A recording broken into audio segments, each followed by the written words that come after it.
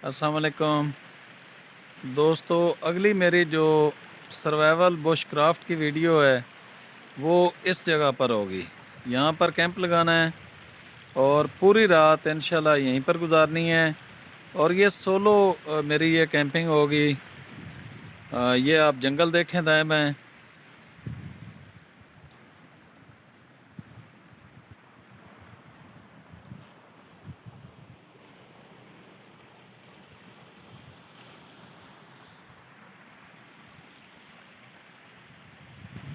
ये बहुत ही जो खूबसूरत सी जगह है। इस जगह पर इंशाल्लाह मैं आपको एक बहुत ही खूबसूरत सी वीडियो दूंगा अभी चंद दिनों के अंदर ही।